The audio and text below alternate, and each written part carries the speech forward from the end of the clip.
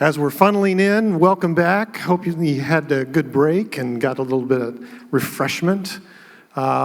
We are kicking off a sort of a 3-session mini track on app stores and AOSP app framework standardization, a new project that is being introduced into COVESA this week. And so you're at the ground floor of this activity, so thank you for joining us.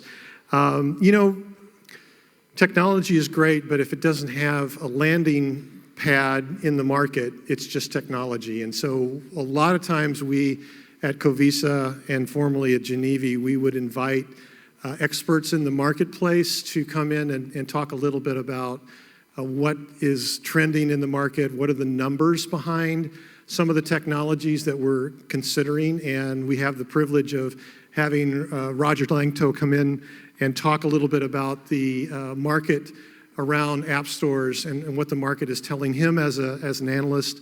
Let me get my cheaters on here. Roger is the Director of Automotive Connected Mobility in the Global Automotive Practice at TechInsights.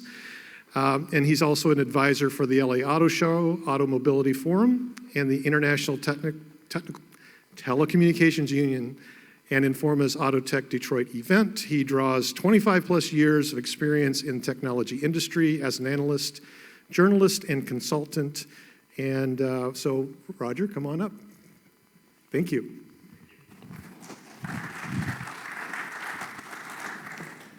Thank you, Steve. So, and thank you to COVESA. You could say connectivity is kind of my middle name. A lot of you probably have already met me more than once. Hopefully it wasn't an unbearable experience. By the way, I do need a clicker. So I have 19,950 or so LinkedIn connections, all close personal friends of mine. I also have 195,000 followers who read the blogs I write on LinkedIn. But I'm here to help you solve the most challenging question facing you here today, which is between the tuk-tuk and the boat tours and the I knew I'd forget it, the cable car that goes to the sunset. The biggest decision facing you here in Porto will be whether to get the white jersey of Porto FC or the red and green jersey, and it's €89. And if you want the one with Cristiano Ronaldo's number 7, it'll cost you another 20. My wife bought me the white without Cristiano Ronaldo's number 7. But we're coming to grips with this question of app stores and cars. And to Steve's point, these app stores are creating an opportunity to immediately get into the car, get implemented into a vehicle. And that's a game-changing value proposition. Of course, over-the-air software updates have enabled this proposition. Now, previously, we had Android Auto and CarPlay as the path to in-vehicle integration, but I'm going to say air quotes for integration, right? Because it's not really integrated in there. You're just projecting it from the phone. And part of the reason I'm here standing talking to you about this is because some automakers have put out some perspectives recently, very affirmatively stating and showing that they're moving away from a projected experience. So that shortcut of getting into the dashboard through a projected app in a smartphone, more or less, its days are numbered. So this is what we have heard clearly and unmistakably from Mercedes-Benz, from Volkswagen, and General Motors, and I dare say the rest of the industry is going to follow suit in that regard. So often you hear about the car talked about as a smartphone on wheels. I have a different perspective on what the car really is. I like to say it's a browser, okay? Everything you do in the car is an indication of intent. Now that creates advertising propositions, which of course Google has explored to the tune of about $100 billion in terms of capturing all of our search activity on our phones and TVs and computers and things. And the one area that they've had trouble capturing is actually what's going on in the car. And so it's a unique environment in the car and a unique opportunity because you're literally seatbelted in, engaged in a life-threatening activity, and with all the sensor integration in the vehicle. There's a lot of information that's coming in about what you're doing, what you want to do, and that creates opportunity. Now, if you know me, you know I'm not an advocate for advertising in the car, but like it or not, this is the experience that is coming to us today, especially in the context of being able to see intent, attribution, in other words, an ad caused something, and audience measurement. So the radio industry, in spite of the great claims of Arbitron and later Nielsen, they've never known what people are listening to in the car. So that is about to change. The car has more than one connection. The average car could have as many as 20 antennas, and there are more coming. I'm going to talk a little bit about satellite connectivity. In North America, we're also going to see ATSC 3.0 digital television connectivity coming to the car. So it's a very connected environment. So the opportunities are extraordinary, and of course, thanks to UNECE, we have been mandated, even though the U.S. is not a signatory to the UNECE guidelines, over-the-air software updating. So car makers delivering cars in Europe must maintain a bill of materials for the software in the car and have the ability to update that software. And we're hearing all about the software-defined vehicle, which I'm not going to talk too much about this today, maybe just a little bit, but I think we're looking at a future of the relationship we have with the car is going to be a subscription-based relationship, whether we like it or not, because when we're delivering that much software code and it needs to be maintained, the pay-once model for your vehicle, it just is not sustainable. We are going to have a long-term relationship, product lifecycle management, with all that software code in the car. So there are lots of car connections. Wireless coverage suddenly matters. So we kind of took wireless connectivity for granted when we connected cars in the past, and I've been around too long, but we would look for the cheapest module to put in the car. Well, that doesn't wash anymore, and nowhere is that clearer than in Europe, where the European Union, with the best of intentions, mandated e-call connectivity in the car. Unfortunately, they wrote the standard for 2G or 3G, and we all know that those networks are being sunset in Europe, and so there's a connected car disaster about to unfold here in Europe that the U.S. has already worked its way through. Of course, we didn't have a mandate. So they had the right idea of connecting cars, but they insisted on defining what that value proposition, what that hardware and software configuration would be, which clearly was a bit of a misstep.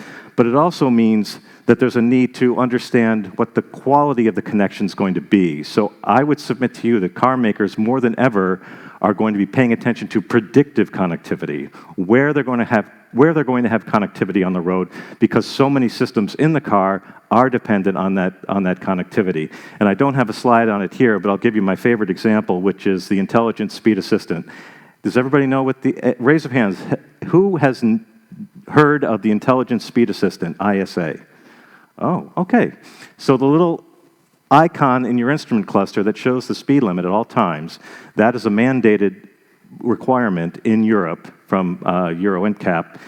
So you have to have the speed limit at all times, and it must be 90% accurate to whatever the speed limit is. And I'm not going to get into how complex it is to render that little silly icon there, but nobody's going in saying, I want a BMW X3, and I want extra intelligent speed assistant, extra, better, 95% accurate. Bottom line is, the automakers have to maintain a back end to maintain that icon, a machine learning back end that's combining the forward-facing camera with the electronic horizon data and updating it because it's dynamic information, basically because it's a required solution in the car, which again means the cars really must be connected. Now, the early implementations across Europe are not necessarily being deployed with connectivity, but over time that accuracy will decay, and they are just simply going to have to connect those systems in the car. So we care a lot about connectivity in the car. A certain company called Nexar has also explored the importance of Wi-Fi and cellular connectivity. Now, of course, your Tesla is going to suggest you get a Wi-Fi connection to update your vehicle from your home or some other location. But the point is, Nexar has been perfecting, even though working with an aftermarket device, the optimization of vehicle connectivity between Wi-Fi and cellular In fact, they acquired a partner company, Venium, which is based here in Porto, that is helping them to optimize that. So when they're in an urban area, they've created a global network of Wi-Fi service providers, so the car can opportunistically grab a Wi-Fi connection to exchange data in a less expensive manner than over the cellular network. And why is that important? Because whereas in the past we were talking about maybe hundreds of megabytes of data being exchanged in a given month with a car, an average vehicle, we're increasingly talking about 4 to 8 gigabytes per month in a connected car. And so we're looking for lower cost ways to exchange that data, because virtually every system in the car is connected. And I don't have a slide on this, but I just took delivery last year of an Ioniq 5 from Hyundai, and immediately I had a 30 gigabyte software update that had to be installed. Sorry to say, it wasn't over the air. I had to download to a thumb drive and plug it into the vehicle. But what it turned, among the enhancements that it added to the car, was made my radio connected. So whereas in the past, all the metadata about the radio station ID and the artist and all of that information would be rendered from a static file in the vehicle, mainly the radio station ID, now my car, like Teslas and like Mercedes, new Mercedes vehicles, has dynamic access to the internet connected to the radio to render the metadata. So I, in fact, have a connected radio, and Hyundai's eating the cost of that connectivity to the vehicle. So connectivity is affecting all the systems in the car, and increasingly edge computing is coming into the conversation. So what are we processing in the vehicle? What needs to be processed in the cloud? What needs to be transmitted under what circumstances and when? And what is contributing to this, in many respects, is the onset of 5G. 5G changed this conversation. Now, 5G cars in Europe are few and far between, as they are in the US, so it's still early days, and we're still sorting out the CV to X spectrum allocations and implementations. Europe is probably a year or two away from CV to X being available in the market. The US, maybe by the end of the year, the FCC will get out of the way and allow CV to X to proceed in the US. But the significance of both the CV to X and the 5G conversation is that cellular suddenly matters for safety, for inter-vehicle and vehicle-to-infrastructure communications. This is a completely game-changing proposition. It's no longer, as I said earlier, putting the cheapest module in the car. Now we have a very robust connection to the car, low latency, high throughput, and the ability to communicate directly between cars and infrastructure. And that is a game-changing value proposition, and it's changed the conversation about how we want to deliver and what kind of apps we want to deliver into the car.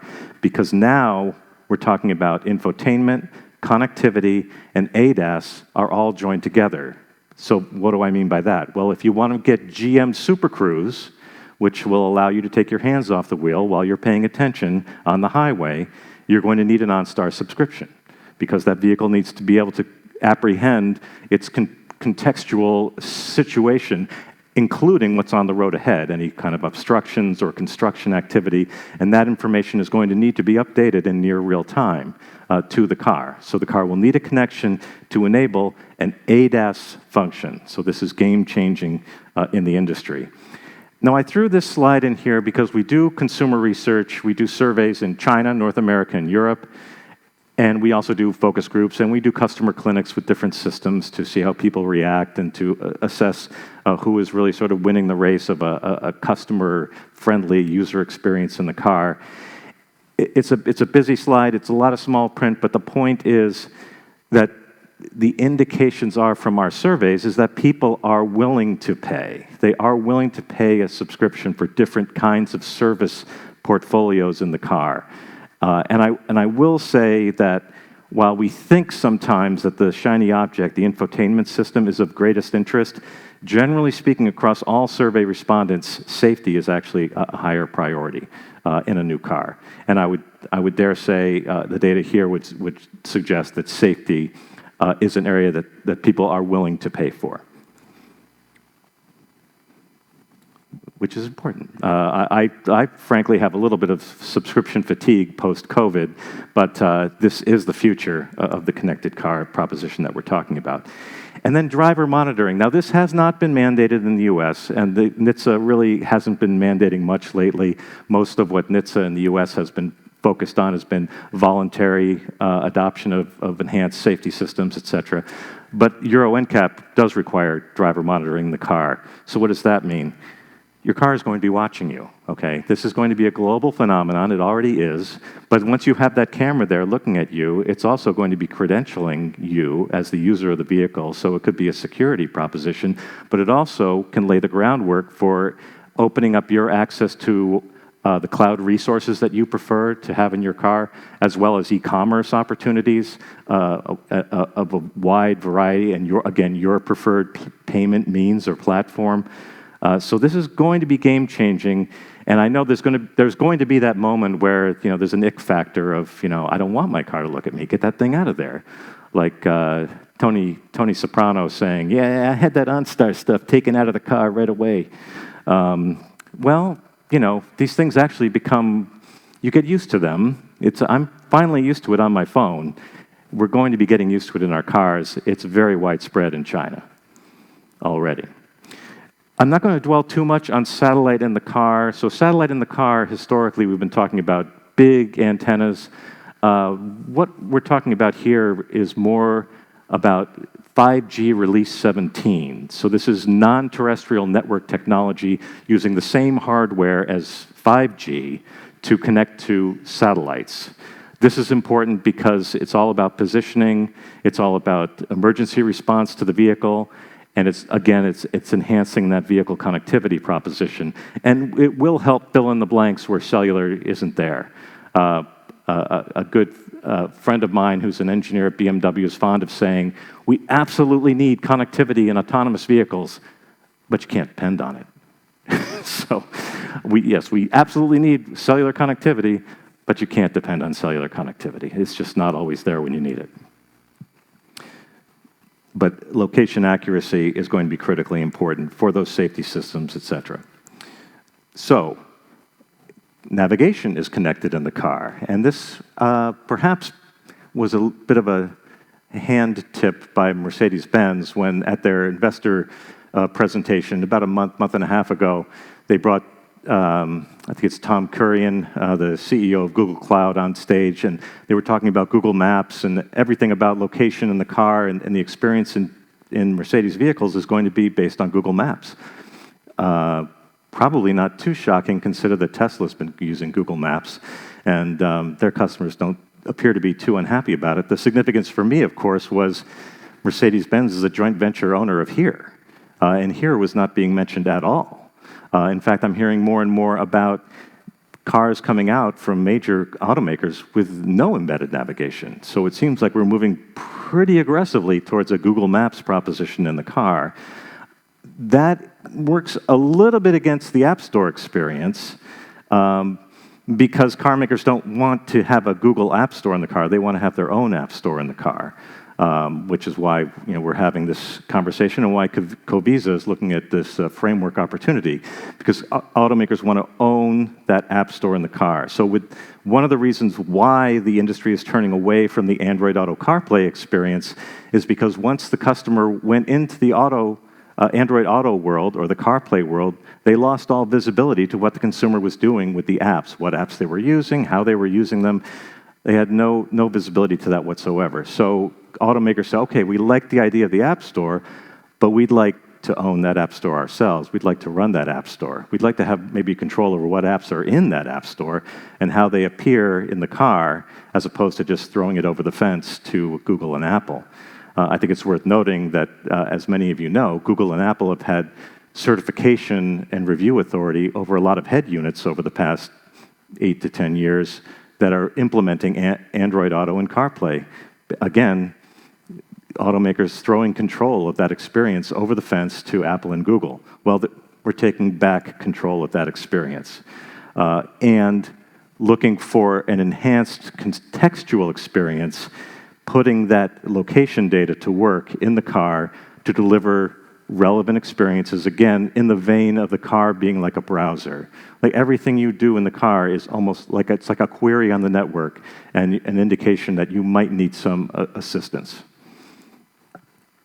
Content management is going to be is emerging as a huge issue in the car. So as you saw at the Mercedes-Benz announcement, as well as Volkswagen's CARIAD announcement, you saw automakers bringing in streaming audio applications, streaming video applications, social media applications, TikTok in both instances, actually, and video games in the car. So there's a panoply of content coming into vehicles.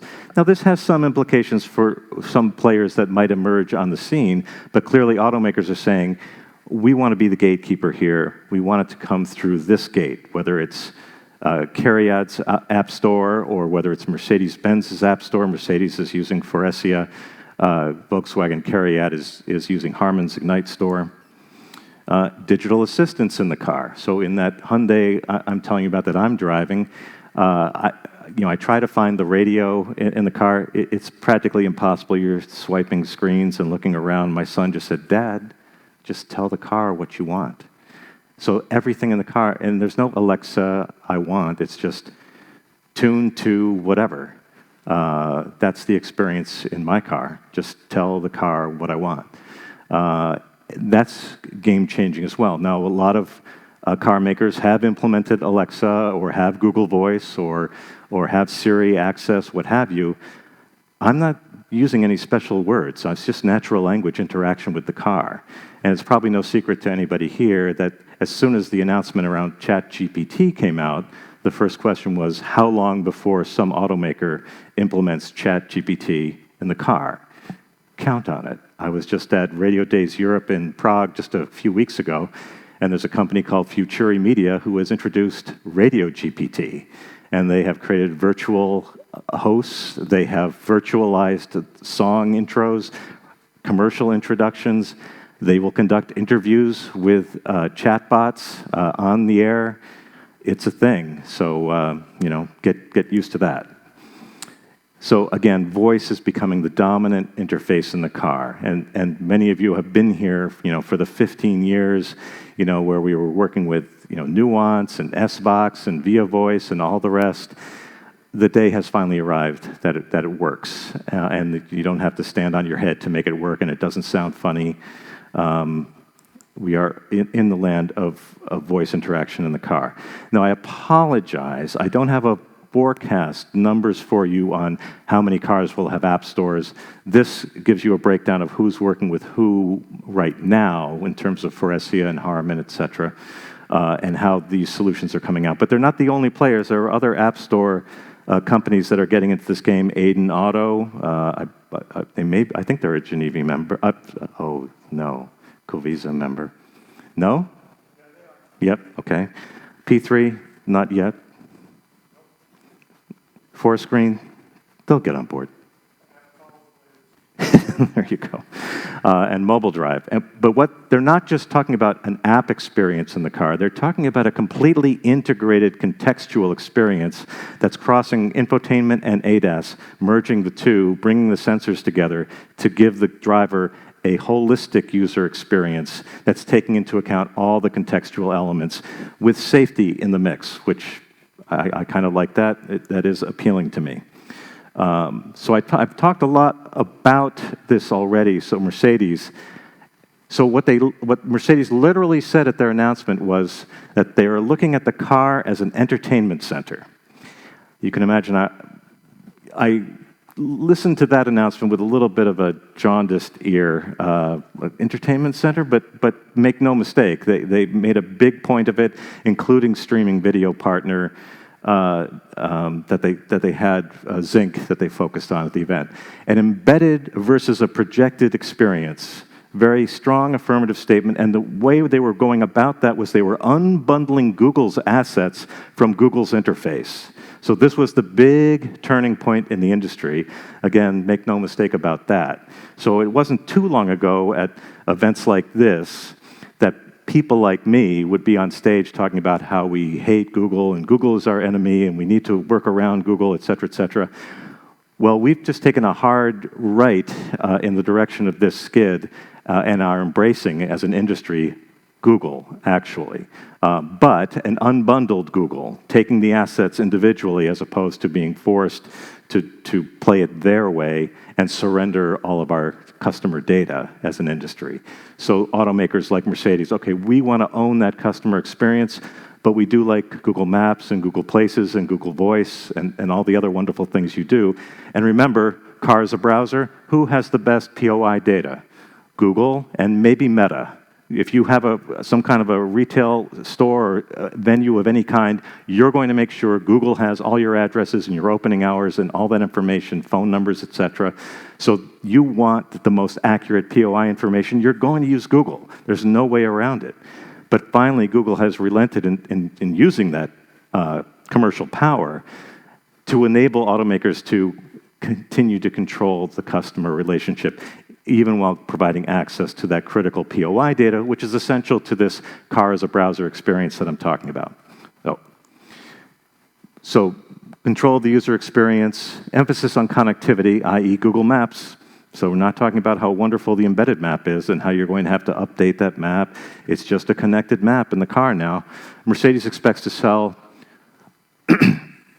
a lot of access to content and services. Mercedes claims actually they've already sold $1 billion in services, connected services to cars, connected services and content. So this is where those billions of dollars are coming from. Okay, we're going to shove everything in there and see what sticks. And then we'll be watching the usage patterns and make adjustments as we see fit to increase that usage, whatever it takes in order to do that. So VW announced their CARIAD App Store at Mobile World Congress. Basically, a similar idea, maybe not quite as comprehensive, but again, embedded versus projected, emphasis on content management, OEM control of apps, OEM visibility to customer use, and setting the stage for monetization opportunities. And it seems like a minor point, but I did speak with Harman. I said, well, who has control over what apps go in the car? Well, the OEM does, which you can imagine maybe that alone is a big differentiator with Android Auto and CarPlay, which, if you're an OEM, you would have no control over what apps went into your car from the connected phone. Now the automakers have control. And then General Motors, I'm putting this yellow headline from The Verge, sort of tongue-in-cheek. You know, this is sort of the knee-jerk reaction. Oh, I won't be able to use Android Auto and CarPlay in the car. You know, it's a nightmare. You know, well, actually, an embedded experience would be way more attractive, I think, to the consumer. You know, I have some positive experience with CarPlay and Android Auto. I've had some bad experiences with Android Auto and CarPlay. But if it's an embedded experience, the automaker will have some control over that experience and an opportunity to monetize that platform, understanding that that's probably easier said than done. But this is a big answer to the folks that, you know, when Apple announced, was it a year ago or maybe half a year ago, that they had a whole new version of CarPlay that was coming that was going to take over the whole dashboard and access safety features, signaling and sensors in the car, and everybody said, "Oh my gosh, they're going to take over everything," you know. And truly, when Apple and Google come in to meet with the OEM, they're saying, "Look, we know more about your customers than you do. They like us more than they like you. You have no choice. You have to go with us." Well, GM's saying, "No thanks. We're going our own way. We're not doing the next generation of whatever CarPlay is." So again, I put that yellow there. You know, this is the industry reaction. I don't think this ultimately will be the consumer reaction. I do want to note that China leads in the intelligent cockpit, so it's the biggest market in the world. And for those of you who have been there, you know, they don't hesitate to try new things in vehicles, so they're way ahead of the US and Europe in C-V2X deployment, 5G deployment, driver credentialing, et cetera, you know, facial scanning, and all of that. So keep an eye on China, coming fast, closer than it looks in the rearview mirror. I do want to highlight these players, Aiden Auto, P3, Mobile Drive, and 4Screen. There probably will be other emerging and existing players bringing together this ADAS and infotainment experience, a contextualized experience in the car. I think that is the next generation from the App Store. The App Store is sort of an interim experience. The other part of the story, I won't dwell too much on this slide, but I think you probably understand all of these propositions have a back end with dashboards to manage them for deploying those apps and measuring performance and understanding the consumer behavior. These are just a couple of examples, Sonatus and Argus, but every company in this space is proposing something similar. I do want to also highlight HosAlert and ESS, also COVESA members, that brought solutions into the car directly, not through an app store experience. So the point I want to make there is safety is not an app. So safety applications, automakers have made space to deliver them directly and integrate directly, not making it an icon-based app store experience. But other players like Urgently, roadside assistance, not an app store proposition, payment and curbside orchestration, Mavi, that might be an app store, but probably integrated in the back end. And then automakers are coming to grips with this decision from the standpoint of app store, embedded, cloud-based voice access function. What is that going to be? These are my conclusions, but I can just, you will have these slides if you want them from Steve and then the folks at COVESA. But does anybody have any questions about what I'm describing here?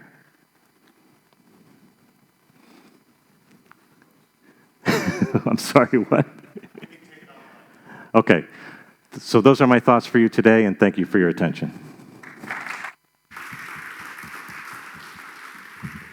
Thank you, Roger, and appreciate that insight and that information, very helpful.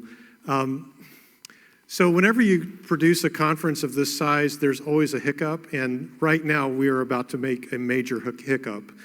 And that is that we had planned originally for the next session, which is BMW, Faurecia, and Snap Auto, to be in this room. And actually, it got mixed up, and it is in a room downstairs. And so what I would encourage you to do, if you're still interested in staying in this track, which I had hoped would stay in here, is to get up and go down to -1 floor, and AR1, AR2 is where that discussion will be held. And so please make yourself on your way down there. And there's other activities going on, but if you're interested in this, go ahead and go on down to AR1 and AR2. Apologize for that, and everybody else is free to go. Thank you for your participation. Thank you, Roger, and we'll talk to you soon.